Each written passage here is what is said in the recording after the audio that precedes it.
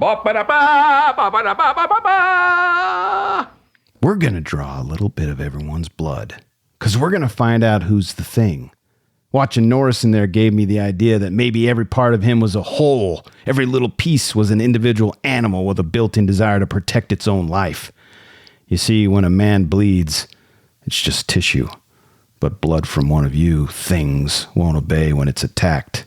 It'll try and survive, crawl away from a hot needle. Welcome back to Should You Watch This with the Popcorn Priest, a weekly podcast for movie enthusiasts, ex-movie theater projectionists, new and old friends. Take the time to talk about a movie that we just watched and answer that very question, should or shouldn't you watch this? I want to extend a very icy cold Norwegian welcome to the show. There is something wrong with your dog, Tribe, and I'm allergic to needles, Cole. I just can't look at him. But one note from last week's episode to point out, he wasn't just friends with John Carpenter. He was also makeup design on Star Wars, King Kong, Squirm back in the mid-70s. Okay. So he's been around for a minute. Man, I wonder how he got in so young. That's awesome. Right? Must have, oh yeah. 1976, 6 years younger, 15, 16, he literally started when he was a teenager. Yeah, I wonder if he just like walked on And set. for those of you who are just joining us, we're talking about Rob Bolton, the special effects guy who worked on this film. Let me hit you with the next tagline, and then we'll hit the trailer. Look closely at your neighbor. Trust no one. They might be the thing.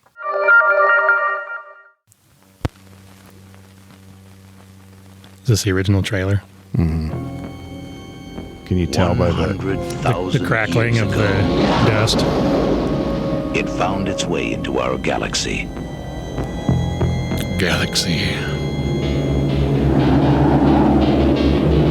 Trapped in the frozen wasteland of Antarctica. It could not escape. Now the men of Station 4 have made a monumental discovery. An alien creature had frozen, but not to death.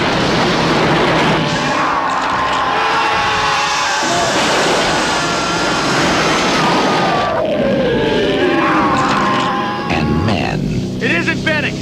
is the warmest place to hide. Yeah, see? Rob Bottin is amazing.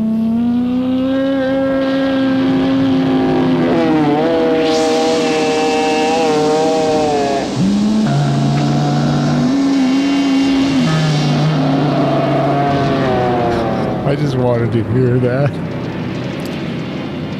He's responsible for the bald bear in the great outdoors. Okay. Bald-headed bear and the bear as bear. It's amazing. That's good. I like those. All right. Let's just jump right into trivia. Popcorn trivia. All right. Let me tell you something, pendejo. All right. I have a caveat that I didn't have time, mainly because we had such a difficult time procuring the physical media. But I wanted to watch the director's commentary with Kurt Russell and John Carpenter, but I wasn't able to do that. I've heard it's amazing, and there's some really fun stories in there. So check that out, in addition to what I'm about to tell you now. John Carpenter has stated that of all his films, this is his personal favorite, which Cole mentioned last week. And we also mentioned that it opened on the same day as Blade Runner. Who was doing the programming, like the release schedule for these people? Like what? But at the time, you didn't know. You probably don't know how it's going to turn out or who's going to schedule what. But I feel like you would do better counter programming than that. Sci-fi against sci-fi. Yeah, what are we doing? Yeah. But from the 90s onward, The Thing and Blade Runner have been considered two of the best. Yeah, but I mean, they shouldn't have released them at the same time. What are you doing? Just like Weird Al releasing UHF next to Indiana Jones. I bet there wasn't as much like knowledge of what was all the studios were doing. I mean, maybe there's some antitrust like rule where they can't. It's like you can't know. Well, I mean, maybe, I don't know. When did it release? What month? I don't remember. I'm wondering if they got like really critical old. reception, or they weren't sure how it was going to pan out, so they just stuck it somewhere. So this really interests me as I'm a designer, and the opening title attempts to replicate the appearance of the original Howard Hawks film. It was a Howard Hawks film? 1956, the original. I didn't know he directed it. Yes, to create the effect of the title, an animation cell with The Thing written on it was placed behind a smoke-filled fish tank, which was covered with a plastic garbage bag. The bag was ignited, creating the effect of the title burning into the screen. Oh, that's cool. I wonder Yeah, that. that's inventive. That's awesome. I love like low-tech type like solutions. Yeah. to Have you problems. seen like his like how they did the hologram city in like Escape from New York? No. Like, where they just had the miniature city and they just put like glow in the dark stuff on the edges. Oh, that's So cool. it looks like it's a computer visual and it's just a model. Didn't they do that with Tron too? I don't know. That's awesome. You mentioned that another short story last week. And the Mountain of Madness? Yeah, so Or this H.P. The Mountains of Lovecraft. Madness? Yeah. That is the Antarctica like alien horror story that he wrote, yeah. well, here it's based on the classic short story Who Goes There by pioneering science fiction editor John W. Campbell Jr. Oh, really? That's what this is based off of. But it's interesting you bring up the other. It's very similar, but I mean, yeah. Is that who they give credit to in the screenplay? But there's no like relative? yeah, there's no like mystery element to the other one. It's just a discovery of aliens and then like kind of what happens after. I mean, it's not it doesn't have like the social elements to it really. It's just based on the story. Yeah. The original Universal logo was not used in the film's opening credits because of confusion between the logo and then the saucer crashing into the earth. One of the suggestions was to use the logo, zoom into space, then see the saucer crash into the logo. Instead, to avoid confusion. That would have looked really funny. That would have been weird. That would have been like a Looney Tunes thing. Yeah. It's like Airplane. Whoops. Simple white lines against black was used, which is good. And last trivia I have is poster artist Drew Struzan created the poster for this film basically overnight and without having ever seen any publicity photos. Did a good job. So like the image of like the coat and like the whited out face is. Well, and what's funny is I was reading another story about how everything was put together so quickly in the end, obviously with this poster being done overnight, and John Carpenter just didn't have enough time because he hated it. Because one of the things he didn't like about the Alien movie was it was just a guy in a suit. And so he didn't want that to be part of his. Feel like a knock. Oh yeah. But then the poster ends up being a guy like Basically, the alien wearing a coat. yeah, wearing a coat. And so he was kind of really angry about it, but he didn't have any choice because it was like. But I mean, it's brilliant. if he had cared enough, he wouldn't have let it get to that. It's brilliant point, in a way so because he clearly didn't care enough. But I kind of like it. No, I like it too. It tells you the whole story without giving anything away, really. Yeah, I think it's cool. Yeah, I think it's good. Yeah. All right. June 25th, 1982. So it came It's a out summer movie. close to 4th of July weekend. And it's still How on. crazy is that like they would release these big R-rated special effects movies in the middle of summer? They didn't know about the January, February release. I mean, it's just strange. I mean, it's what happened. We used to be a proper country. All right, let's get into popcorn beefs. Where's the beef? Hey, where's the beef? All right, so I have one beef, and I kind of talked to you guys about this when we were watching the movie, but this is the first of John Carpenter's feature films which he did not score himself. The film's original choice composer was Jerry Goldsmith, Oh, really? but he passed away. Oh. And John Carpenter killed him? yes, that's what the rumors have to be true. I'm guessing there was a fight. So they used Ennio Morricone. Ennio Morricone. Of spaghetti western fame. Yeah, he composed a very low-key Carpenter-like score. It is very reminiscent of like Carpenter's style. Yeah, I love the low, It- menacing bass chords. It helps with the tension so well, like just the way it slowly builds with like the way the action progresses on screen. I feel like Jerry Goldsmith wouldn't have been good at all. No, like at it would have been all. like the soaring. No. It would have been not good. Sweeping. Too much Yeah, it would have been sweeping in a way Yeah. that you don't want. It wouldn't fit. I mean, you would. I don't know. You Maybe might, he Well, no, could have no. changed up his style. I don't know. Yeah. Well, no, I love the way because It's what I'm associating it with. sets the low key like tension right off the bat, whereas somebody else might try and start all positive and like cheery and then slowly get darker. Whereas this one, as soon as it opens, it starts playing the Yeah, trumpet, there's like a minute. and you're like just sucked into it right up from the start. The way it just like subtly builds up as it progresses, it's great. You might say, we're glad that Jerry Goldsmith died. I'm not going to say that. Okay. I mean, We do not endorse murder on this podcast. Yeah, I don't know what happened. you're the one that said that John Carpenter I killed him. speculated. I didn't endorse it. I said that may have been what happened. Christopher Walken could have been there, like on that boat. So speaking of the score, this is my beef that Morricone score would be dubiously nominated for a Razzie Award for the worst score. Yeah, what's going on there? I don't like Very that. odd. I don't like it at all. Yeah, the Razzies are garbage. I don't. But I mean, if you hate a film, the score is just probably going to piss you off more. It's just another thing. Yeah, I guess. I don't really have any other beefs. I mean, I don't have beefs. It's just kind of like things where you're like, Well, that would be a puzzle. it's not a puzzle. I don't know that I would say it's a puzzle. Maybe it is. Why are there so many guns there? That's a puzzle. Okay.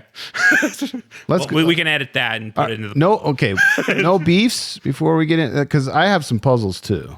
I mean, it's really. No more beefs? My only beef is that people are still confused by the ending when it kind of you can speculate what happens or what the end result was if you pay attention. I don't understand people who can't handle that. Like it's ambiguous. It's ambiguous for a reason. Well, no, it's pretty much like even Carpenter said it too, to where you notice Kurt Russell's breath blowing out, but you don't notice Keith David. I think it's ambiguous, and I think it's better that way. And it's like drastically so because you watch Kurt Russell and you see all the air coming out of him when he's just sitting there breathing. But then they have Keith David kind of more, Kurt Russell's in the light lit up by the flames, whereas Keith David's trying to hide in the shadows, be more in the dark with no breath coming out of his mouth that you can see the entire This should be in the dialogue back and puzzle forth. section. What are you doing? I'll repeat it in the puzzle section if you want me to. All right, here we go. A sphincter says what? What? A sphincter says what? What? Exactly. It's like Blade Runner. It's kind of, you get to the end and you're kind of like, well, yeah, duh. But then people still, no, there's definitely, it could have been this or that. There's no way. But then there's like clear signs. And even the director's like, yeah, the director had to come out and specifically say, this is, the way I wanted it to end. There's no ambiguity about it. I mean, the people are that way about 2001, and I also think that that's not. I have no clue. It's not as ambiguous as people seem to think. That's totally off the charts. I have no clue what's going on in that movie towards the end. Well, let's go back to your original puzzle of why are there so many guns and flamethrowers? Like the flamethrowers, I kind of get. Flamethrowers, I could see to melt things. Because stuff like gets if something you need to thaw something out real quick. What if you can't melt it? Then you have to shoot it. What if you need a 12 gauge? Single gun, I get, but then it's like. But it's the thing filled with shotguns.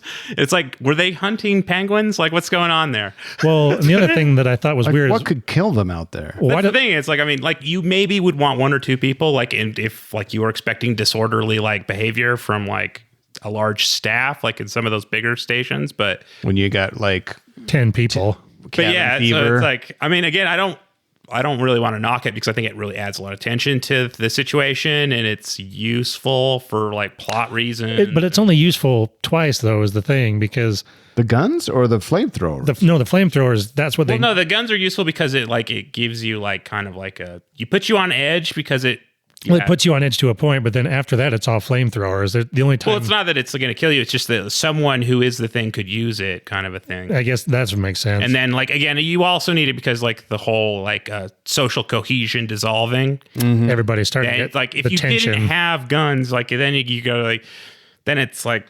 It's people sitting around twiddling their thumbs. Yeah, how are you demonstrating how much these people don't trust each other? And like, yeah, that's true. So I don't want to knock it too much. It's fine. I feel like you'd have a lot of kerosene though, as like that stuff didn't seem like I think even this like flamethrowers. It's like okay, maybe one, but they had many. They have a lot. I think like almost everyone has their own personal flamethrower. Yeah. Well, when everything's getting down to -40 to a negative. I mean, 100. obviously, like I think those research stations are a lot larger than that too. But well, it's number 4 though. Then again, it's in the 80s, and I don't know. Maybe they needed guns more back then. I want to know why there's a sheriff. Maybe it's a Cold War thing. Maybe they, So you're saying the guy with the Gary. bushy eyebrows? He even has a bandolier. Like he's dressed like a sheriff. He's just not wearing a badge, but he's got a bandolier with bullets in it. The gun. He's kind of like the default. That's what I was. It seems like a captain. So one guy there having a firearm for like order purposes makes sense, but Otherwise, it's like whoa. Putting a dog down is about the only thing I could see. Yeah, the reason why you'd need a gun. But maybe. Because I was like looking, it's like there's no real large predators there. It's like it's polar bears. No, that's Antarctica. That's not. There aren't polar bears. Like the biggest thing is like a seal leopard, like a leopard seal.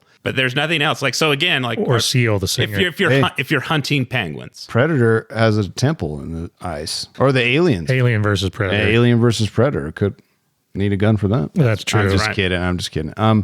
Here's a puzzle. We know that the thing assimilates your cells at the cellular level, and it just becomes an imitation of you, right? Mm-hmm. Do they get your memories too? How do they seem to? Yeah. Because I mean, I guess you could argue that like the organization of the brain is absorbed, and so that's where the information comes from. Because you could it's so advanced that it's able to like figure that out. Because they're able to speak English and stuff. Yeah, but they might be able to maybe have some kind of weird like questionnaire where you'd be like, "Hey, you remember when we were kids?" But I think that they absorb it because the way that they behave is the way. That's crazy if that's true. The way Wannabe Norm acts throughout the whole movie, like you never know. You don't really. It doesn't really say when he gets infected or when it might have happened, but he appears normal throughout until they have to do the CPR on his chest and the guy gets his arms bit off. Here's my puzzle: is the thing the actual alien itself, or is it alien technology? The alien itself. It's down to a cellular level. That's a good question. Because that's the thing about it that it reminds me of like Prometheus or like Annihilation, where it's it's like technology that went rogue, or like it's meant to do something else, like Moonfall. Oh man, but I mean, I guess it is making the ship. So I mean, but again, maybe it's just like a machine. I don't know. That's crazy. That's a great question. It's an interesting idea just because it's so different. But alien technology that makes your blood. Yeah, I mean, the idea of like an alien thing being that advanced that you'd think it would be able to handle. It tried. I mean, until it blew up its spacecraft. It makes more sense to me though that it's not technology, like not an advanced alien intelligence. It's an advanced alien intelligence weapon or like computer. Yeah, like Prometheus. Like similar to that. Like or that it's like a computer. It's like they have like nanobots. Yeah, they have like biocomputers that they used, and one of them got out and froze in the ice or something like that. I don't know. It's a fun. I mean, I'm sure. Or it could have been like you said, a weapon. And it got into an alien that had the ship, and then that crashed. Yeah. And then it crawled out and just crawled out. I mean, again, that's the plot. It was another alien. The first alien is like that, with like you see the pilot in the chair. Yeah, exactly. So it's like it could be something like that. I don't know if it is. I like that. Doesn't really matter. Like either way, it's just kind of a fun idea. I like that. Here's something funny.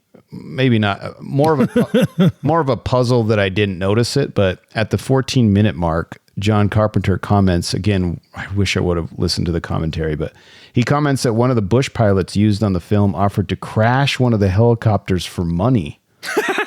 Heck yeah! When McCready and Dr. Cooper. I thought it was Copper.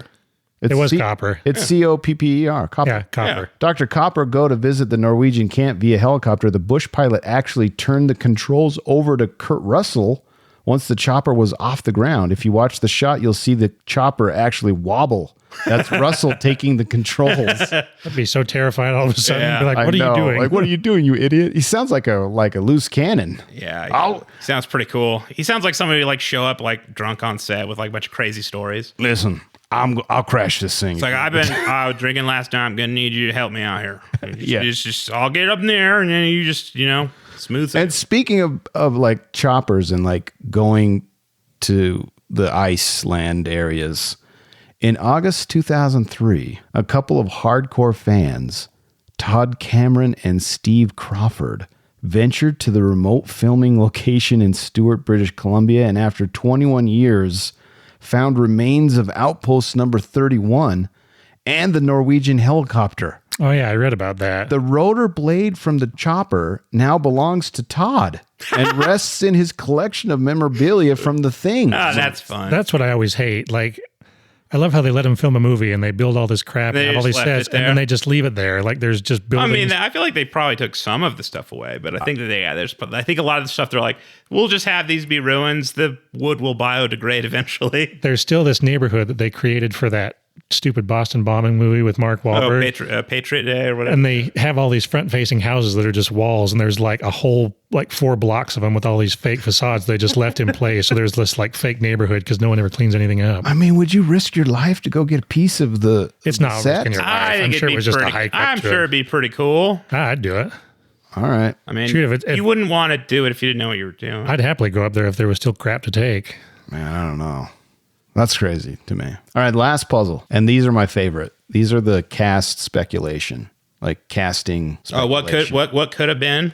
Yeah, you tell me what you believe and what you don't believe. The casting of McCready proved to be difficult, which is weird because we go back to by the numbers of last week where it took him a year to grow his hair and beard. Yeah, it sounds, yeah. Many A-list actors met with Universal and read for the role of McCready, but nearly everyone turned it down.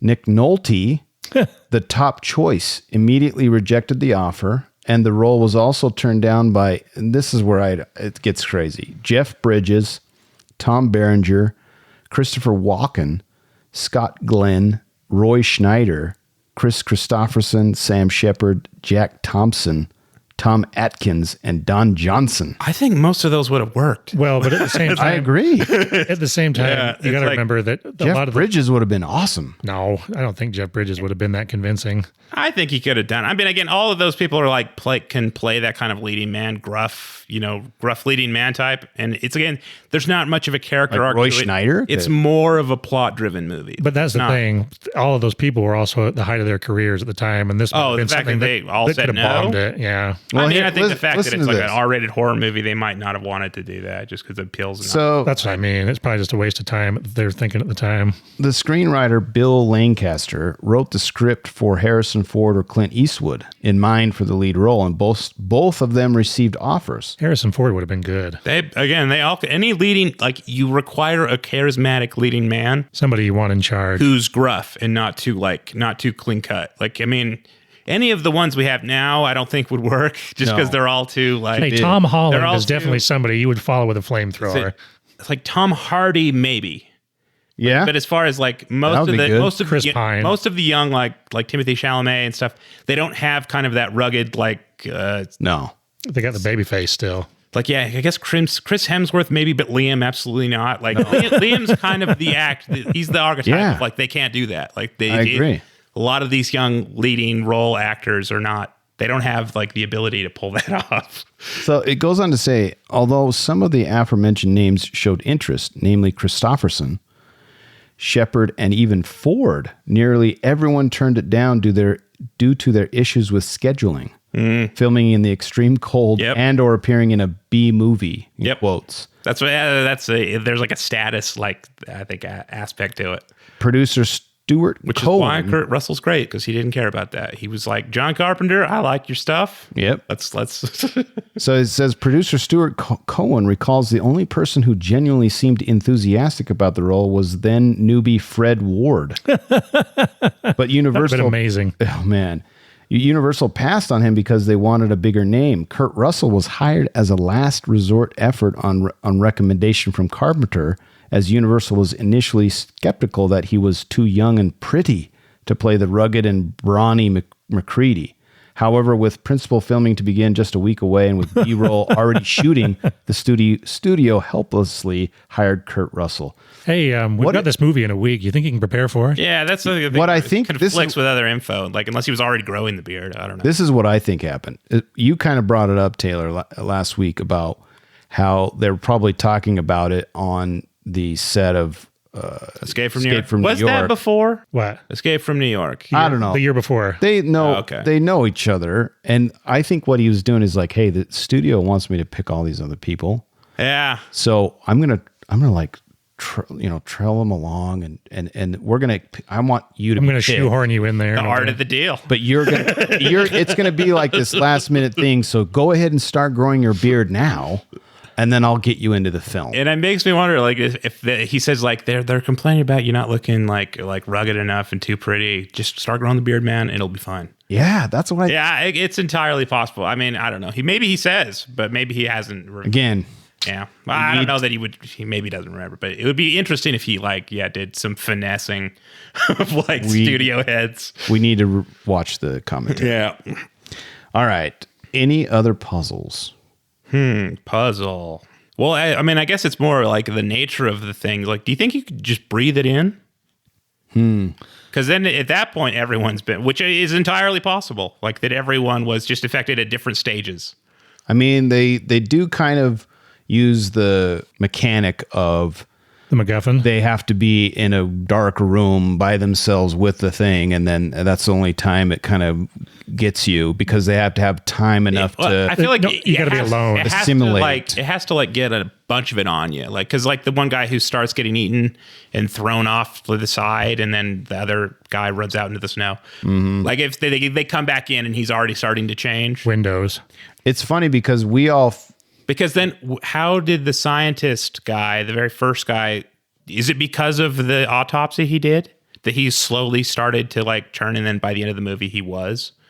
Yeah, but the other doctor wasn't. The other Cooper? Yeah, he wasn't. He wasn't. But And he was in the goop. Was he? But that makes me wonder if that was the dog's room that he went into, because they show the shadow. They do show they do show a. But the doctor is kind of like the doctor and Norm Wannabe are kind of the two main. Which I think at the it's beginning.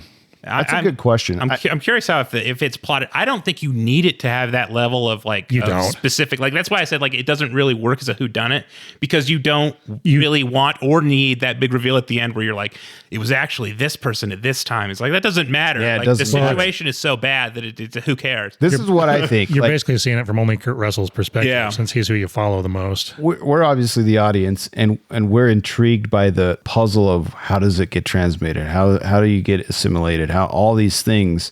But in the end, I think it's John Carpenter is probably like, you know what? It's too complicated to figure all this out. Let's just say that it just gets on you, and you become. Well, that's the thing. And that's what works. You don't need. You don't need to know. You're just wondering who. Not it really would be how. worse for saying. That's what I think. If you start going into the minutiae, that's if that's why I was saying is it an alien itself or alien technology? It's if you actually narrowed it down, it's who cares? It doesn't matter. It doesn't matter. I like that. All right. Any other puzzles before we get into Popcorn Redemption? I just got more of a beef, but All right. I mean, we passed beefs, but we can go retroactive beef. just the whole. What's the doctor's name? Which doctor? The one they nail up in the shack. The scientist. The one that lost his arms in the mouth? no, the no. mouth? No. Wilford Brimley. Yeah. So Let's Wilford just call Brimley, him Beatus. Wilford Brimley's character. It's a joke, but you can clearly tell when Kurt Russell goes out to check on him, and he's got that noose hanging there in the shack because he's going to kill himself. But then all of a sudden, hey, I'm fine. It's all right. I want to come back. Let me come back inside. Well, yeah, He was because probably in the midst of being- It was during No, his manic outburst. No, that's what I mean. He's manic. He's destroying everything. And then all of a sudden, he's ready to come back and doesn't even mention the noose. It's sitting there because he's ready to hang himself. But he gets turned. But just seeing that noose, it's kind of funny that no one says anything. The horrible logic, he's ready to kill himself, but now he's Now he's sitting there fine. calmly eating food and wants to come back in all happy and cheery. And it's just put a shotgun in his face or set the shack on fire. Right? I like that beef. I feel like I would defend it because it's I feel like the problem solved. They didn't know that it would do what it did. I guess that's true. In retrospect, it doesn't make sense. Yeah, they but didn't at know the time, that they thought it's contained and no one's out there, so it's not going to spread. he's still alive, so let's just leave him alone. And even then, you're like, I don't know, maybe it's hard to say because he didn't have a third arm or anything. It wasn't obvious. No, but that's what I mean. He'd been out there long enough that it had assimilated him. So he was just a yeah. normal human at that point. But you could totally tell that. Yeah, that he was not right. Well, I mean, I like that You kind of beef, see Cole. that with him, he's like, oh, please come in. He's like, we'll see. See, I could see him slowly just, walks away. if they'd taken the noose out and then just had him sitting there I've calmed down, I've freaked out, blah, blah, blah. But having that noose hanging there and then him being all cheery and bright, you can totally tell that it's a giveaway. And so, but I guess if you're following the plot, it makes sense later on because they go out to rescue him. So then that's who's going around. That's why Childs disappears and gives the kind of ambiguous ending at the end. It's like he thought he saw him running around. Yeah. I like that. That's a good beef. Conflicting. Although it's retroactive beef. Yeah. All right, let's get into Redemption, our final category. All right. I have exorcised the demons. So in my research, I found some things that I thought were awesome. I like this movie. Obviously, we all seem to like this movie. We could have had the whole beef just be about the prequel that came out in 2011. That is a big beef. I mean, my beef is it's the CG, man. Like it's deflating. It's terrible. It doesn't carry the same weight as the practical effects. It's terrible. It doesn't pass the visual test. It's not. It ruins the suspense of the movie because you immediately know it's fake. And you get taken out of it. Yeah, it's too distracting, and they ruined it, and it's terrible. Yeah. Although that's not what Popcorn Redemption is about, but I agree with you 100%. Let's trash this other film randomly. Yeah, No, I think you're 100% right. We should have brought it up in beefs. It's not good. Different movie It's not for a different beef beef. with this movie. It's a beef with the. Cole gives it a B. I know, and I think that's way too high. I give it a D minus. It was entertaining. And now, No. I didn't think about it after I left. and it but ruins ruins searches for the good one. Like if you're That's trying true. I remember that because the 2011 was on streaming like a lot. That's Before why I couldn't find it The when I was original thing searching. is on there, and you're like the thing, and then it's like, you mean this 2011 piece of crap that no one remembers? But it would help because you'd watch it, give Universal money, then realize there's a better one. Watch that one, give Universal more money. And so in a sense, you would do it in the chronological sequence of the film. they're doubling their profit margin on the home video network. Art of the deal. Yeah, that's right. The art of the DVD release. All right, let's get into. Somebody in marketing knows what they're doing. Yeah. Did I hit the sound bite for Redemption? No. Yeah, you did. Yes, you did. Oh shit! Now I remember. All right, Demon came back. We had to exercise it again. all right. Kurt Russell took a drag on a cigarette at the beginning of certain shots in order to make the breath appear more visible. Nice. I like that. John Carpenter took pains to. This one I love. This is when you know what he knows what he's doing. He took pains to create mainly muted tones of color in both costumes and sets so that Rob Bottin's eye-popping colorful gore would leap off the screen. Yeah.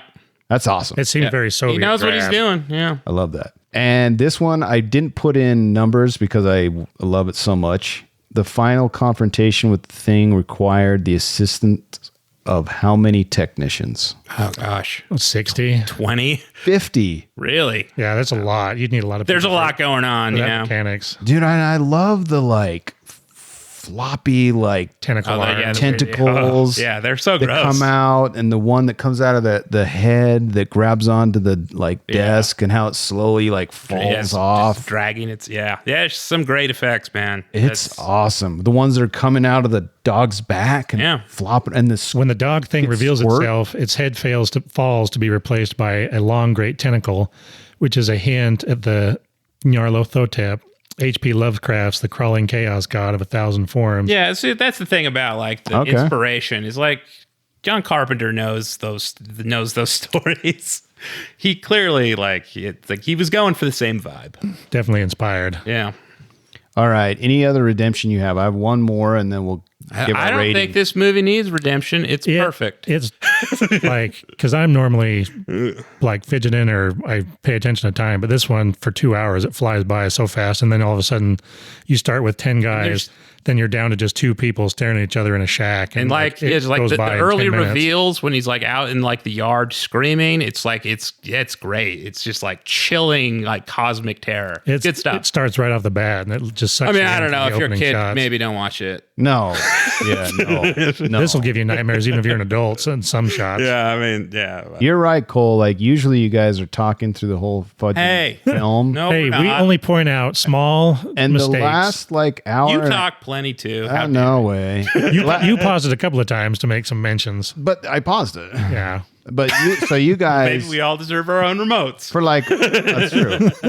But that's the testament of the film that you guys for an hour and a half all time great. We were quiet. I already knew it was good. Who I've needs seen Adderall when I've you've seen got I've John seen it Carpenter? multiple times. All right, this is my last redemption, and I think you guys will like this, and then we'll give our ratings. Toby Hooper was originally slated Mr. Poltergeist to direct and co-write the film before John Carpenter was attached.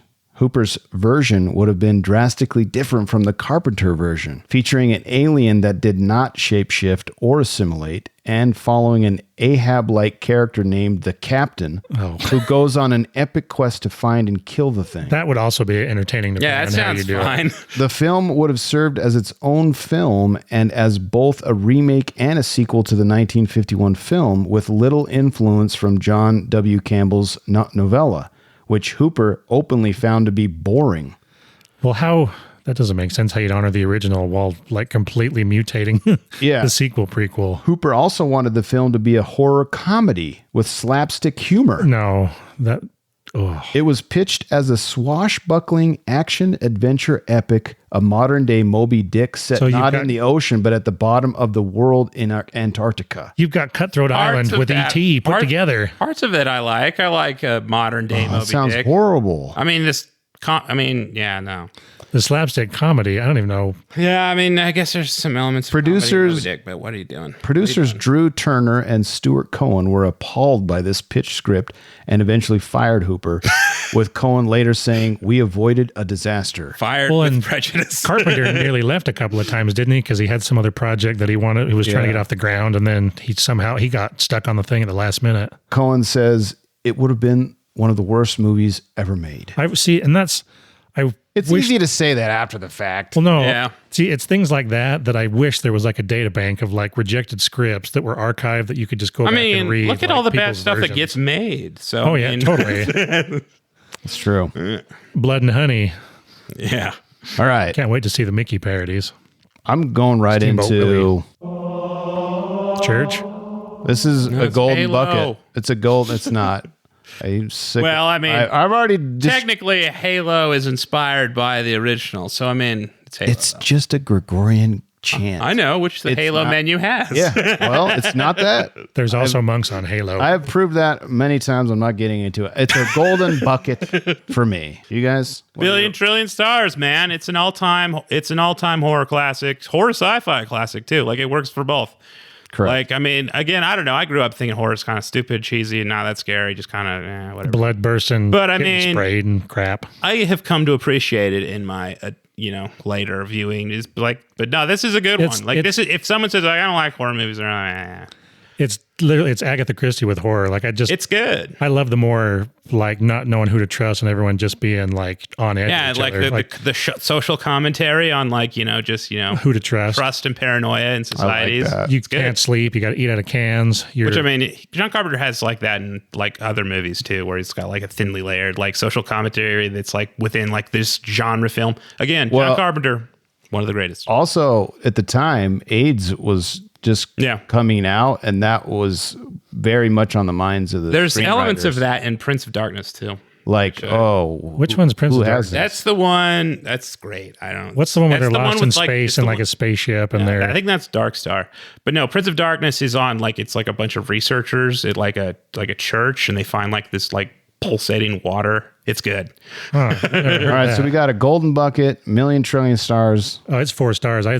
This is I think my third time watching it, and I noticed more stuff every time. Like I'd forgotten about. It's the kind of movie that you'd want to make if you're like a dude who likes science fiction and horror. You're like, man. And this is perfect why because John Carpenter's so great. It's like the ambiguity where they leave everything open ended. So every time you watch it, you pick up little things like every time, and so you can create your own mystery as to what's going on. I like that. Of all the things you could do with a Thing sequel, why did they do a prequel? Like in Antarctica again? Because what are you doing? I mean, if anything, it works because you can't do what happened afterwards. Have it on the moon. You got to show that dog running up. Have it set in the future on the moon. There's so many different things you could do. You haven't seen Moonfall, have you? What about I have seen Moonfall. I know there's a million That's of why these, you can't do it on the moon. You're right. But like astronaut, but that's kind of like Alien. But they didn't want to do.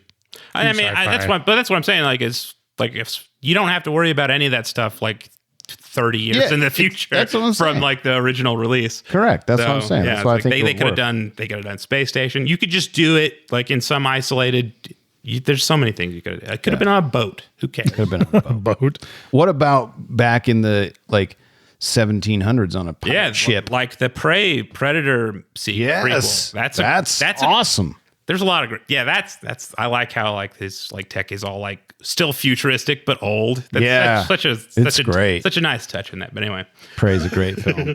Well, any parting thoughts? It's a great movie. Watch it unless you're squeamish and don't like gore. And even if you don't like gore, if you're willing to tolerate it for like to appreciate it for tension and for like scares, I guess. It's because I mean cool. you don't have to be like a weird pervert who it's loves, not so like, much movie violence. It's not supposed to be like over the top in your face. It's just supposed to be more terrifying. I don't think it's gratuitous. I think that it serves a very specific purpose when it is employed.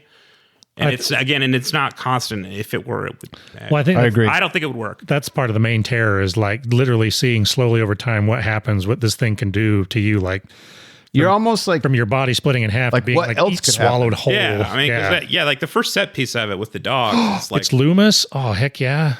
In the Prince of Darkness. Yeah, you should watch that. It's great. Anyway, all right. John Carpenter, one of the all-time greats. I haven't even seen all this stuff, but I can. Tells it like it is in interviews too. That's true. And also, when he's disrespectful to people at Q&As, God bless him. I like that. Well, that's it for this week. But I am with you always.